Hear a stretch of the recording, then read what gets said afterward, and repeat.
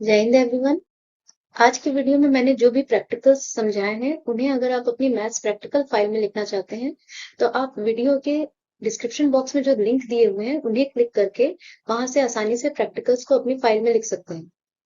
तो चलिए चलते हैं अपने आज के टॉपिक की ओर। हमारा आज का टॉपिक है सीक्वेंस ऑफ रियल नंबर्स, जिसके बारे में आप ऑलरेडी अपनी मैथ्स थ्योरी क्लासेस में पढ़ चुके होंगे और इनसे रिलेटेड प्रैक्टिकल जो है वो आज हम करना सीखेंगे यूजिंग साइलैब। तो इससे पहले कि हम प्रैक्टिकल्स को स्टार्ट करें, चलिए शॉर्ट में समझ लेते हैं कि ये सीक्वेंस ऑफ रियल नंबर्स होते क्या हैं। और अगर आप इस term sequence of real numbers से ऑलरेडी फेमिलियर हैं तो आप इस पार्ट को, जो वीडियो का ये पार्ट है, इसे स्किप करके डायरेक्टली प्रैक्टिकल पार्ट को देख सकते हैं। तो अगर हम फॉर्मल डेफिनेशन की बात करें जो कि मैथ्स की टेक्स्ट बुक्स में मिल जाएंगी, तो वो कुछ इस तरह से है। एक सीक्वेंस जो है वो एक फंक्शन एफ होता है जो कि सेट ऑफ नेचुरल नंबर्स से सेट ऑफ रियल नंबर्स में डिफाइंड होता है। Yani a sequence is a function f which is defined from set of natural numbers to set of real numbers. तो चलिए इस फॉर्मल डेफिनेशन को थोड़ा detail में समझ लेते हैं। हमारे पास दो सेट हैं, पहला सेट है सेट ऑफ नेचुरल नंबर्स, दूसरा है set of real numbers. Sequence क्या है? एक फंक्शन है जो कहाँ से कहाँ पर डिफाइंड होता है, हमारा सेट ऑफ नेचुरल नंबर से set of real number. Okay, तो मान लिया हमने f वो फंक्शन है जो n से r में डिफाइंड है, तो क्या होगा, हर नेचुरल नंबर किसी ना किसी रियल नंबर से हमारा जाकर जो है वो कनेक्ट होगा थ्रू द रूल एफ। तो मान लिया कि हमारा जो नेचुरल नंबर 1 है वो इस फंक्शन एफ के जरिए जाकर कनेक्ट हुआ रियल नंबर x1 से। नेचुरल नंबर 2 हमारा जाकर कनेक्ट हुआ रियल नंबर x2 से। 3 जाकर कनेक्ट हुआ रियल नंबर x3 से। और इन जनरल हमारा जो नेचुरल नंबर n है, माना हमने कि f फंक्शन के जरिए ये जाकर कनेक्ट हुआ रियल नंबर xn से। अब ये जो हमारे एलिमेंट्स हैं x1, x2, x3, xn and so on, अगर हम इन्हें इसी ऑर्डर में, इन एलिमेंट्स की एक लिस्ट बनाते हैं सेम इसी ऑर्डर में, जैसा कि आपको यहाँ पर दिख रहा है x1, x2, x3 dot dot dot xn and so on, तो यही हमारा क्या है, ये हमारा एक सीक्वेंस है। और क्योंकि ये एलिमेंट्स जो है वो रियल नंबर है, तो ये हमारा हो गया सीक्वेंस ऑफ रियल नंबर्स। एक बात यहाँ पर ध्यान देने वाली है कि ये जो हमारे एलिमेंट्स x1, x2, x3, यानी यहाँ पर हर रियल नंबर जो है उसकी एक डेफिनेट पोजीशन होती है, यानी ऑर्डरिंग जो है मैटर करती है एलिमेंट्स की। और कोई एक रियल नंबर एक से ज्यादा बार रिपीट हो सकता है मल्टीपल प्लेसेस पे। ओके, तो ये x1, x2, x3 उसी ऑर्डर में हमें लिस्ट करना है, कलेक्शन करना है इन एलिमेंट्स का, जिस ऑर्डर में ही यहाँ पर हमारे इमेजेस हैं। जैसे 1 का इमेज x1 है तो उसे हमें इस लिस्ट में सबसे पहले रखना है। फिर 2 का इमेज जो है वो x2 है तो उसको सेकंड पोजीशन पे, 3 का इमेज x3 तो थर्ड पोजीशन पे। यानी ऑर्डरिंग यहाँ पर मैटर करती है, ऑर्डरिंग हम इधर उधर नहीं कर सकते। ठीक, तो ये हमारा हो गया सीक्वेंस ऑफ रियल नंबर, और सिंपली इन्हें इस तरह से भी हम डिनोट कर सकते हैं। ओके, तो एक एग्जांपल ले लेते हैं। यहाँ पर ये हमारा है सेट ऑफ नेचुरल नंबर्स और यहाँ पर है हमारा सेट ऑफ रियल नंबर्स। हमने क्या किया, एक मैपिंग एफ डिफाइन की एन से आर के अंदर, और कुछ इस तरह से रूल बनाया हमने नेचुरल नंबर्स को आर से कनेक्ट करने के लिए कि अगर कोई भी नेचुरल नंबर एन हम लेते हैं तो वो जाकर कनेक्ट होगा किस पे, रियल नंबर 1/n पे। अगर हमने एन लिया, यहाँ पर हमने कोई नेचुरल नंबर एन लिया, तो वो जाकर हमारा कनेक्ट किस पे होगा, वो जाकर कनेक्ट होगा हमारा 1/n पे, बाई दिस रूल एफ। तो इस रूल के अकॉर्डिंग अगर हम चलते हैं, तो अगर हमने नेचुरल नंबर 1 लिया, ठीक, अगर हमने नेचुरल नंबर 1 लिया तो ये जाकर कनेक्ट किस पे होगा, 1/1 पे। इस रूल के अकॉर्डिंग एन की जगह अगर हम 1 रखेंगे, नेचुरल नंबर 1, तो यहाँ पर हो जाएगा 1/1 यानी 1।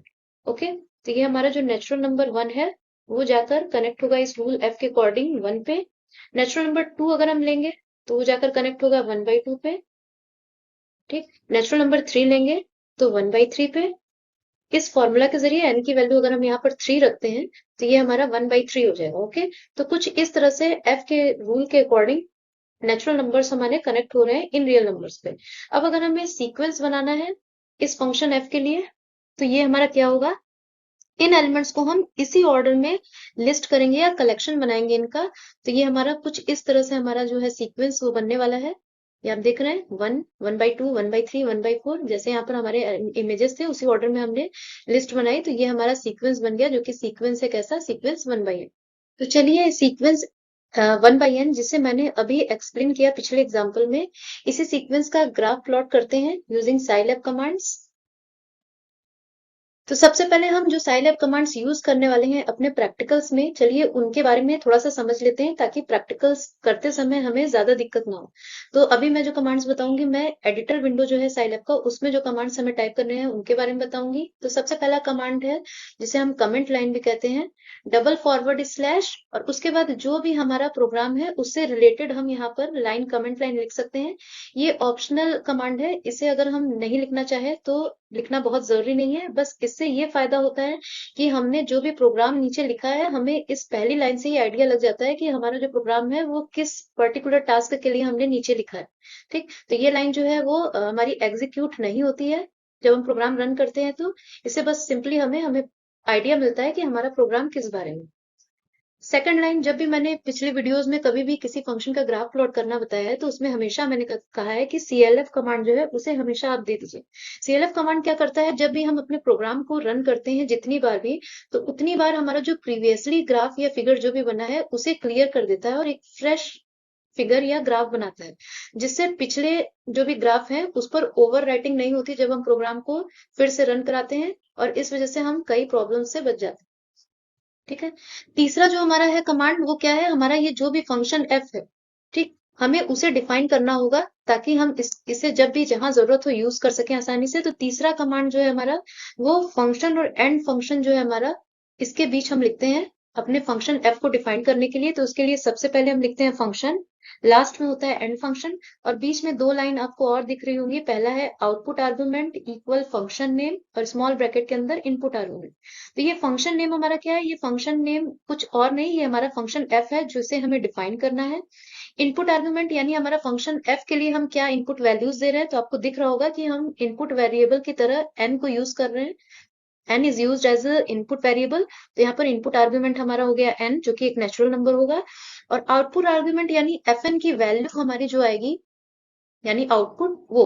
ठीक, तो यहाँ पर फंक्शन का हमारा स्मॉलेस्ट आर्गुमेंट एन किया, और फिर जो है क्योंकि एफ एन हमेशा एक रियल नंबर हमारा होने वाला है, तो इसलिए हम आउटपुट के लिए हम आर नोटेशन ले सकते हैं, क्योंकि हमारा आउटपुट नंबर है, आप आर की जगह कैपिटल सिंबल भी यूज कर सकते हैं।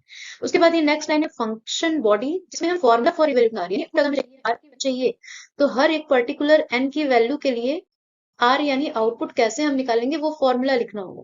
तो हमारा फॉर्मूला यहाँ क्या है, 1/n। आउटपुट हमें कैसे मिल रहा है, अगर इनपुट n दे रहे हैं तो आउटपुट हमें मिल रहा है 1/n।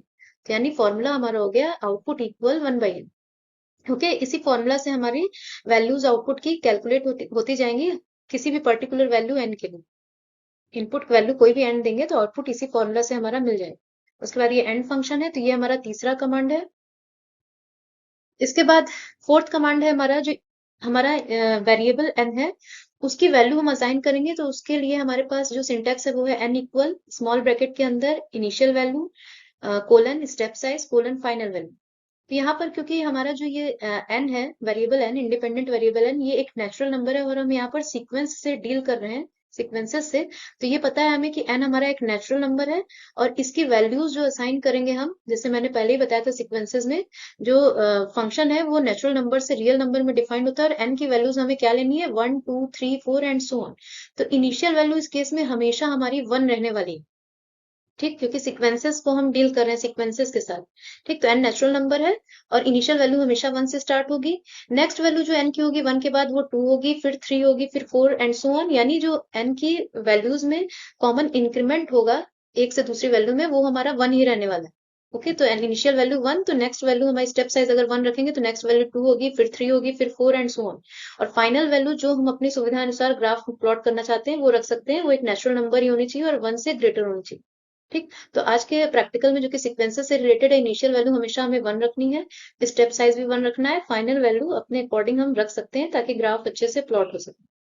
और लास्ट कमांड यहाँ पर जो हमें देना है वो है प्लॉट कमांड, और स्मॉल ब्रैकेट के अंदर हम पहले सबसे इंडिपेंडेंट वेरिएबल लिखेंगे जो कि यहाँ पर एन होने वाला है, स्मॉल एन, फिर डिपेंडेंट वेरिएबल जो कि हमारा एफ है। उसके बाद लाइन स्टाइल, यानी हमारा ग्राफ जो प्लॉट होगा वो किस कलर में होगा, उसकी लाइन जो होगी वो किस स्टाइल की होगी, वो ऑप्शन यहाँ पर हम सिंगल कोट या डबल कोट के अंदर लिख सकते हैं। ठीक, तो चलिए इन कमांड्स को टाइप करते हैं एडिटर एंड कंसोल विंडो में साइलैब के, और आउटपुट क्या मिलता है वो ऑब्जर्व करते हैं। तो यहाँ से हमने ये साइलैब का एडिटर विंडो है उसे हमने ओपन किया। ओके, अब यहाँ पर जाकर मैंने कमांड्स को पहले ही कॉपी करके रखा है, तो मैं यहाँ पेस्ट कर देती हूँ। तो ये हमारा जो है कमांड्स ये आपको दिख रहे होंगे यहाँ पर। तो सबसे पहली लाइन जैसे मैंने बताया था कमेंट लाइन है, वो मैंने टाइप की है। इसमें मैंने प्रोग्राम किस बारे में वो लिख दिया है, जैसे graph of sequence 1/n equal 1, 1/2, 1/3 and so on. उसके बाद CLF कमांड मैंने जो बताया था वो लिखा मैंने। फिर यहाँ पर फंक्शन और एंड फंक्शन, इसके बीच हम हमारा जो भी फंक्शन f है वो डिफाइन करेंगे। तो यहाँ पर आउटपुट आर्गुमेंट हमारा r हमने माना है, क्योंकि आउटपुट हमेशा एक रियल नंबर होने वाला है। इक्वल हमारा हो गया, फंक्शन जो था वो f है, और इनपुट आर्गुमेंट, इनपुट में हम नेचुरल नंबर दे रहे हैं तो n हो गया। अब आउटपुट कैलकुलेट करने का फॉर्मूला नेक्स्ट लाइन में देते हैं, यानी कोई भी नेचुरल नंबर n है तो उसके लिए आउटपुट r हमें कैसे मिलेगा, 1/n करेंगे तो हमें आउटपुट r मिलेगा। ओके, तो ये हमारा फंक्शन डिफाइंड हो गया। उसके बाद n की वैल्यूज हम देंगे, मैंने बताया था इनिशियल वैल्यू हमेशा 1 देनी है सीक्वेंसेस के ग्राफ प्लॉट के केस में। उसके बाद इंक्रीमेंट जो होगा n की वैल्यूज में वो 1 ही रखना है, क्योंकि नेचुरल नंबर 1 के बाद 2, 3, 4 इन्हें हमें लेना है ग्राफ प्लॉट करने के लिए। और फाइनल वैल्यू यहाँ पर मैंने 100 दी है, आप अपने अकॉर्डिंग जो भी चाहे अपनी सुविधा अनुसार दे सकते हैं। लास्ट लाइन हमारी जो है वो प्लॉट कमांड है। स्मॉल ब्रैकेट के अंदर हमने सबसे पहले इंडिपेंडेंट वेरिएबल यानी n की वैल्यू रखी। फिर हमने जो हमारा डिपेंडेंट वेरिएबल है वो है f। ठीक, n की वैल्यू पे ही f की वैल्यू डिपेंड कर रही है, तो यहाँ पर f दिया और कॉमा लगाकर ये मैंने डबल कोट के अंदर c दे दिया सियान कलर के लिए। मैं चाहती तो यहाँ पर लाइन स्टाइल में कुछ स्टार या कुछ और सिंबल भी यूज कर सकती थी, लेकिन मैंने सिंपली c ही दिया है सियान कलर के लिए। ये आप लाइन, ये चाहें तो लाइन ऑप्शन वाला जो चीज है वो उसको आर्गुमेंट को आप छोड़ सकते हैं, केवल n और f से भी हमारा ग्राफ प्लॉट हो जाएगा। तो चलिए ये हम यहाँ पर सेव एंड एग्जीक्यूट बटन है, देखिए इसे मैंने क्लिक किया। अब जाकर यहाँ पर अपना जो प्रोग्राम है इसको सेव करेंगे। चलिए इसे मैंने सीक्वेंस SEQ स्टार, चलिए SEQ नाम से मैंने इसे सेव कर दिया। तो ये देखिए आपको यहाँ पर ग्राफ दिख रहा होगा, ग्राफ हमारा प्लॉट हो चुका है। ठीक, यहाँ पर आप देख रहे होंगे, ये देखिए। ठीक, हमारा जो n की वैल्यूज थी वो हमने 1 से 100 तक ली थी। तो ये देखिए 1 से लेकर हमारी 100 तक n की वैल्यूज जो है उनके लिए ग्राफ प्लॉट हुआ है, ये 0 के लिए ग्राफ प्लॉट नहीं है। ये देखिए ये पहली वैल्यू हमारी n की वैल्यू जैसे ही 1 रखेंगे तो 1/n, यानी इसकी वैल्यू भी 1 होगी, तो ये 1, 1 पे 1। ओके, और जैसे जैसे देख रहे हैं आप n की वैल्यूज जैसे जैसे बढ़ती जा रही है, n की वैल्यू देखिए जब 10 हुई तो हमारा यहाँ पर कुछ ग्राफ प्लॉट हुआ है, फिर 30 हुई तो यहाँ पर 40 हुई, यहाँ पर 50। n की वैल्यूज जैसे जैसे आप देख रहे हैं बढ़ती जा रही है, वैसे वैसे ही हमारी जो आउटपुट है उसकी वैल्यू जो 1/n है उसकी वैल्यू घटती जा रही है, 0 के क्लोज आती जा रही है। ओके, तो आप यहाँ पर कुछ और भी कमांड्स और ऐड कर सकते हैं, जैसे एक्स ग्रिड कमांड आप देंगे तो ग्रिड लाइंस बन जाएंगी हमारी एक्स ग्रिड कमांड।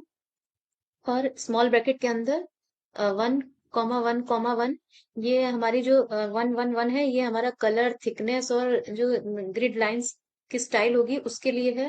तो ये चलिए फिर से एग्जीक्यूट किया मैंने, रन एंड एग्जीक्यूट, तो देखिए ये हमारी ग्रिड लाइंस भी आ गई। अगर आप अपने ग्राफ को और इंफॉर्मेटिव बनाना चाहते हैं तो कुछ और कमांड्स इनके बारे में मैं पहले के वीडियोस में भी बता चुकी हूँ, आप उन्हें भी यहाँ पर ऐड कर सकते हैं। जैसे यहाँ पर ये देखिए एक्स टाइटल कमांड मैंने दिया है, तो यहाँ पर टाइटल भी हमारे ग्राफ का मिल जाएगा।